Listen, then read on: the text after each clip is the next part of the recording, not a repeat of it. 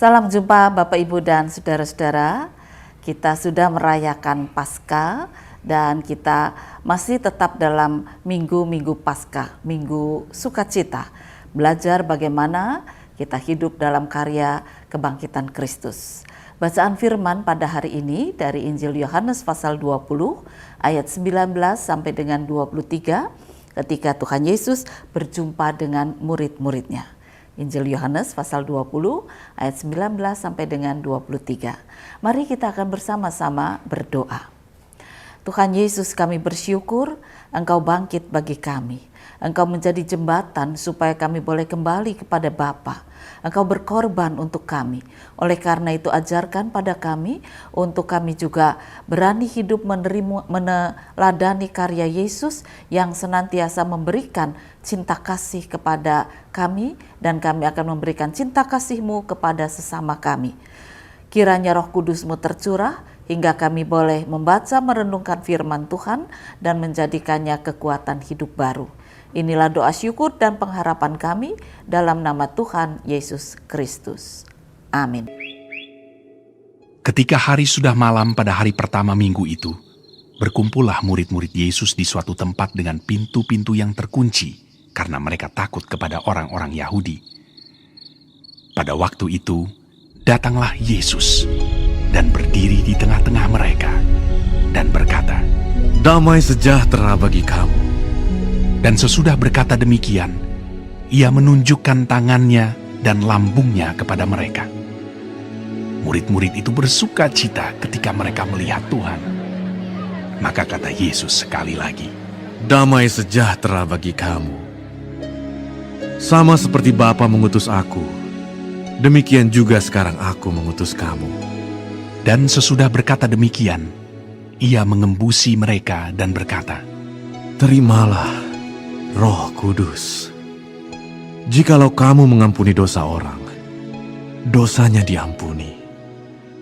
Dan jikalau kamu menyatakan dosa orang tetap ada, dosanya tetap ada." Bapak, Ibu, dan saudara-saudara, seorang raja itu sangat menyukai tanaman bambu. Dia punya sederet tanaman bambu. Ya, dan itu dipelihara dengan sangat bagus. Disiram iya, kemudian daun-daun yang kuning itu dipotong iya. Ya, dia bisa menjaga tanaman itu dengan sangat baik karena dia sangat suka dengan tanaman bambu itu. Ya. Kadang-kadang tanaman itu diajak bicara, ya, seperti kepada anaknya. Nah, satu sore ketika dia sedang berbicara dengan tanaman bambu, sementara daun bambu itu melambai-lambai begitu ditiup angin, dia merasakan kesejukannya, ada rasa sukacita.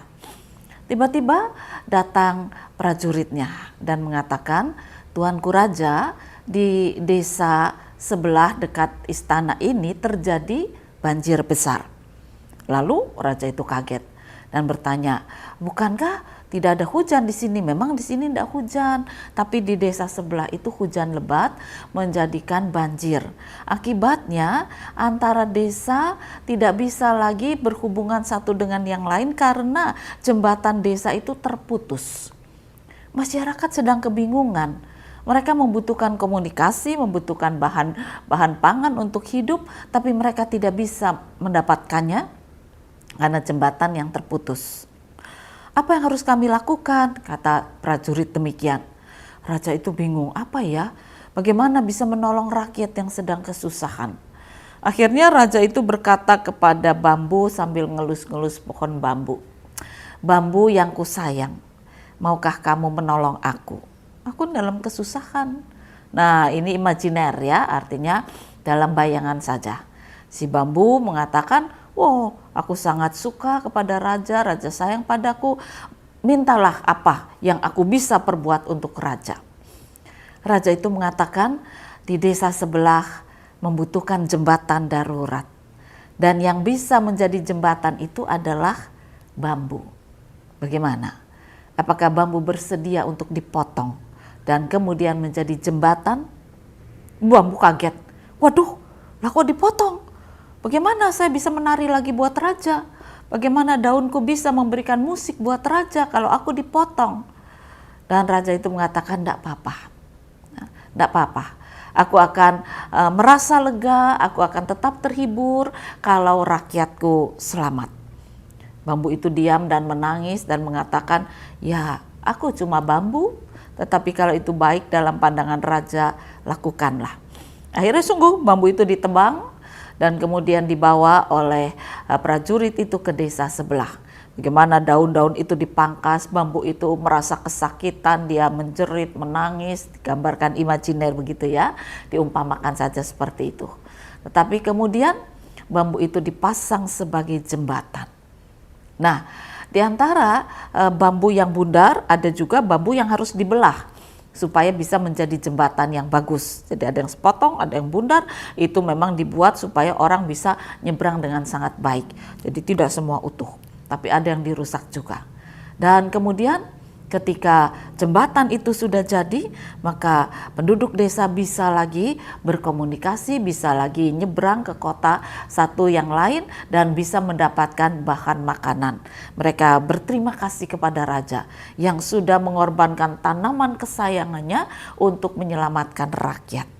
Bapak, Ibu, dan saudara-saudara, kemudian raja itu mendengar berita bahwa jembatan sudah terpasang. Dan raja itu kemudian datang ke desa tersebut, dia ngelus-ngelus bambu sambil nangis dan berkata, terima kasih ya bambu, kamu berkorban tetapi ada banyak nyawa terselamatkan. Lalu bambu itu berkata kepada raja, tuanku raja, tidak apa-apa, kalau memang ada banyak nyawa diselamatkan, aku juga bersukacita. Tapi aku minta tolong, ini ada banyak serpihan-serpihan bambuku yang kecil-kecil, ya, yang tadi terpotong-potong. Tolong jangan dibuang. Lalu raja bingung, lah buat apa ini? Berikanlah kepada rakyat. Ya. Jadikan serpihan bambu atau potongan bambu yang kecil ini barang yang berguna. Mungkin bisa jadi sumpit, mungkin bisa jadi topi, mungkin bisa jadi gayung, mungkin bisa menjadi perabot-perabot lain yang berguna. Nah, mungkin ada yang sedikit besar, bisa untuk tempat duduk dan sebagainya. Berikan saja, pasti rakyat nanti akan mengolahnya supaya tidak ada yang tersisa dari potongan bambu ini. Maka raja menyuruh prajurit mengumpulkan dan kemudian diberikan kepada rakyat. Dan akhirnya memang bambu itu berguna semuanya. Ya. Ada yang dijadikan topi, ada yang dijadikan sumpit gitu ya, ada yang dijadikan bangku kecil, anak-anak bisa duduk di atas bangku bambu dan sebagainya. Jadi tidak ada yang terbuang. Nah, Bapak, Ibu, dan saudara-saudara, ketika saya membaca cerita ini, maka ini menginspirasi bagaimana kebangkitan Yesus juga menggambarkan hal yang sama. Yaitu ketika Bapa itu sangat mengasihi putra tunggalnya. Tetapi dikatakan manusia jatuh dalam dosa. Tidak ada jembatan yang bisa menghubungkan kembali Bapa dengan manusia, kecuali jembatan kematian dan kebangkitan Kristus. Maka Kristus pun merelakan tubuhnya ditebang, tubuhnya disalibkan, tubuhnya dipecah-pecah supaya banyak orang bisa melewati jembatan tersebut dan akhirnya mendapatkan keselamatan, bisa kembali kepada Allah Bapa. Cinta kasih Allah Bapa mau mengorbankan apa yang sangat dikasihinya. Cinta kasih Tuhan Yesus membiarkan tubuhnya hancur, tetapi dia bisa menjadi jembatan kehidupan bagi banyak orang. Oleh karena itu, mari sekarang kita juga bersyukur kepada Yesus, kepada Allah Bapa kita, tetapi kita juga ingat seperti yang dikatakan oleh firman Tuhan ketika dia berjumpa dengan murid-muridnya, damai sejahtera. Dan seperti Bapa mengutus aku, sekarang aku mengutus kamu. Artinya apa? Artinya kepada kita semua sudah diberikan damai sejahtera, bisa kembali menjadi anak-anak Allah melalui jembatan kebangkitan Yesus, tetapi kita ini sebagai serpihan-serpihan bambu kecil. Kita gereja Tuhan yang harus berguna. Tidak berarti bambu itu dibuang kan yang potongan kecilnya. Nah kita ini potongan-potongan kecil, tetapi kita harus berguna. Berguna untuk menyatakan bahwa kematian, kebangkitan Yesus memang adalah hal yang sangat berguna. Sebab masih banyak manusia yang belum mengerti akan peristiwa itu. Kita harus mau menjadi seperti bambu. Yang potongan-potongan kecil mungkin diolah kembali, ya harus dicaca-caca juga ya, dibuat tipis-tipis, dipotong tipis-tipis jadi sumpit. Apa sih sumpit? Untuk memberikan makan. Kita ngangkat makanan, kita bisa menyuap diri kita, tetapi juga kita bisa menyuap orang lain. Artinya jadilah kita bambu yang mau memberi makan kepada sesama. Mungkin kita bisa memberi bahan mentah, tetapi kita juga bisa menolong orang yang sakit, yang lemah, yang tua, yang anak-anak, yang tidak mampu untuk mengangkat sendok masuk ke mulutnya. Berikanlah, suapilah mereka makanan yang kita bawa tersebut. Ya. Supaya apa? Supaya mereka mendapatkan kesegaran, mendapatkan kehidupan. Dan kalau mereka sudah bisa makan, mereka akan bertanya, mengapa kamu berbuat baik? Karena aku sudah dijembatani oleh kebangkitan Yesus untuk menjadi orang yang baru, orang yang hidup dalam cinta kasih. Apakah kamu mau aku tuntun untuk melewati jembatan karya keselamatan? Nah, kita juga bisa menuntun saudara-saudara kita yang sedang bingung, sedang susah, sedang galau. Tuntunlah mereka melewati jembatan kebangkitan Yesus melalui berita-berita Injil, berita sukacita, berita kebangkitan. Dan kalau kita bisa memberikan itu, maka banyak orang yang saat ini sedang bingung. Bingung karena sakit, bingung karena nggak punya uang, bingung karena nggak punya kerjaan, bingung karena tidak tahu masa depan mereka bagaimana. Biarlah mereka boleh menyeberangi semua kebingungan itu melalui jembatan kebangkitan Yesus. Kalau mereka takut, tuntun mereka. Mari, nggak usah takut. Yesus yang bangkit adalah Yesus yang penuh cinta kasih. Nah, inilah fungsi gereja. Sebagaimana Bapa mengutus aku, sekarang aku mengutus engkau. Inilah tugas kita. Ya, bagaimana kita juga bisa menuntun saudara-saudara kita untuk sampai pada kehidupan yang dibangkitkan di dalam karya Yesus. Kita bisa jadi sumpit, kita bisa jadi gayung, kita bisa menjadi tempat untuk duduk, kita bisa menjadi topi. Ya, bagaimana topi itu bisa menaungi dari panas dan hujan. Ada orang-orang yang sekarang hidup dalam kegersangan hati, pikirannya buntu, kepanasan, terus nggak bisa mikir. Berikan naungan cinta kasih, topi kesejukan, ya, topi yang membuka pikiran mereka, supaya ketika mereka mendapatkan kesejukan hati, kesejukan pikiran, maka kegersangan itu akan hilang. Atau topi yang melindungi dari hujan badai. Ketika mereka ketakutan, ketika mereka kedinginan, ketika mereka tidak mampu untuk berjalan, maka kita akan menaunginya atau memberikan kepada mereka tempat berteduh. Nah, itulah fungsi kita sebagai bambu. Bagaimana bambu besar yaitu Tuhan Yesus menjadi jembatan, dan kita ini serpihan-serpihan, potongan-potongan kecil yang harus berguna. Oleh karena itu biarlah peristiwa kebangkitan Yesus di mana Yesus mengatakan, aku mengutus kamu. Nah, kita akan laksanakan supaya tugas gereja di tengah kehidupan yang masih serba susah seperti ini, peristiwa-peristiwa teroris yang masih mencekam tidak lagi menghambat iman kita untuk menolong mereka yang ketakutan, mereka yang kelaparan, mereka yang kebingungan.